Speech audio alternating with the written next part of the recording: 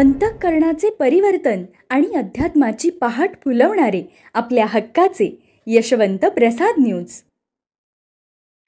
यशवंत हो, जयवंत हो, यशवंत हो, जयवंत हो, यशवंत हो, जयवंत हो.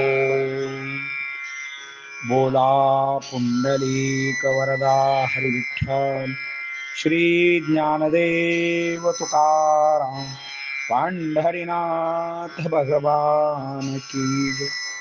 परमहंस सद्गुरु श्री यशवंत बाबा महाराज की जय.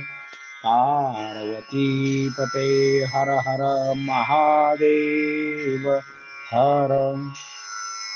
सज्जन हो, आज 7 मे, आजच्या साठी सद्गुरु यशवंत बाबांचे सुवचन म्हणजे आम्हाला हे शेत बागायत करायचं आहे. श्री महाराजांच्याकडे ज्ञान तसा मान होता. चांगल्याची ते प्रशंसाच करीत असत, वाईटांना मात्र शिव्या व शिक्षाही मिळायची. प्रत्येकातील गुण अवगुण पाहून आम्ही बोलतो असेही वर म्हणावयाचे. श्री महाराजांच्या बरोबर बापू माळी नावाचे सेवक असायचे. विषयावरून विषय निघाला. विषय होता शेतीचा आणि मातीचा. बापू माळी या दोन्ही विषयामध्ये पारंगत होता, कारण लहानपणापासून त्याचे हात शेतीत राबले होते. बापू माळी यांना त्यांच्या कामाचे प्रशस्ती पत्रक मिळालेले होते. आणि याच दरम्यान फलटणवरून आई तुळजाभवानीचे दर्शन झालेले देशमुख महाराजांचे आगमन झाले आणि महाराज वरील वाक्यातील राहिलेला अर्धा भाग म्हणाले, हे शेत बागायत करायचं आहे. तसे देशमुख महाराज चक्रावले, अरे यांना तर सगळे कळते, याने एका झटक्यात माझ्या गुरुचेही नाव सांगितले, तेही इतर कोणालाही न कळू देता. ते माझ्या गुरूंचे नाव बागायतकर, मात्र त्यांनी शेती विषयात हा विषय घातल्या कारणाने कोणालाच काही समजले नाही. या वाक्यातील पहिला भाग व्यवहारातील आहे, तर दुसरा भाग परमार्थातील होता. असो, या वाक्यातील सौंदर्य लक्षात आले. श्री महाराजांचे अलौकिकत्व ज्ञानात आलेच. आता यातील लक्षणार्थ पाहूया. वाच्यार्थ लक्षात आल्यावर लक्षणार्थ सोपा वाटतो. शेती करणे, बागायत करणे याचा आध्यात्मिक अर्थ आपण समजावून घेऊ. शेतीचा प्रारंभ मशागतीपासून होतो.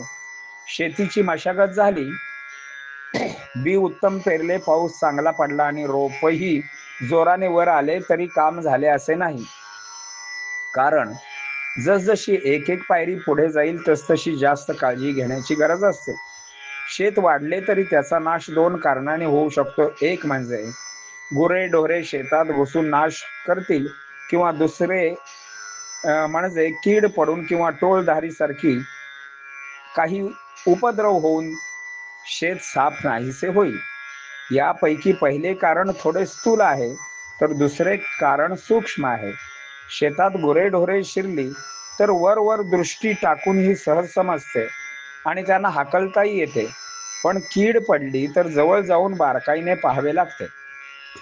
शेताला कुंपण घालून ढोरे आत शिरणार नाहीत असा बंदोबस्त करता येतो आणि राख, शेण, औषधे वगैरे टाकून कीड न लागेल अशी तजवीज करता येते. हे सर्व करताना शेतकऱ्याला सतत जागरूक राहावे लागते, म्हणजे एकसारखे शेतावर लक्ष ठेवावे लागते. हाच नियम परमार्थातही लागू पडतो. साधकाने अत्यंत काळजीने वागणे आहे. शेताचे रक्षण व्हावे म्हणून जसे कुंपण, तसा संसार हा परमार्थाला कुंपण म्हणून असावा. कुंपणाला जर खत पाणी मिळाले तर कुंपणच शेत खाऊन टाकते. तसे न होईल इतक्या बेताने संसाराला खत पाणी घालावे. शेताला कीड लागली की काय हे जसे बारकाईने पाहावे लागते, त्याप्रमाणे आपली वृत्ती कुठे गुंतते की काय याकडे बारकाईने लक्ष असावे. अशा सावधगिरीने वागले तर पीक हातात येईपर्यंत काम झाले. पण पीक हातात आले, आता काय काळजीचे कारण असे म्हणून भागणार नाही.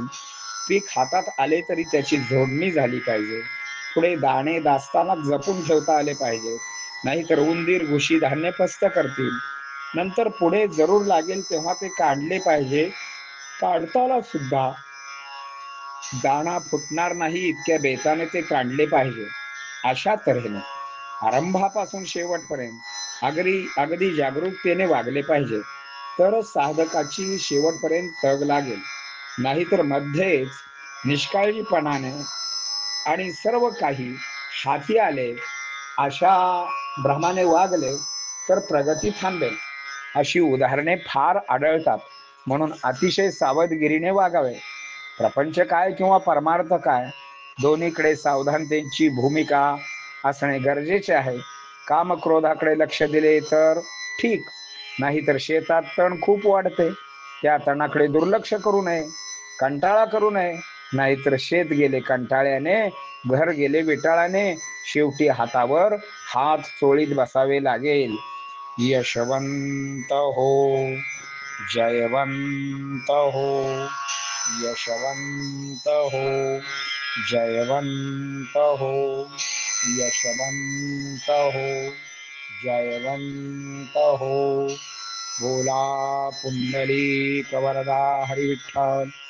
श्री ज्ञानदेव तुकाराम.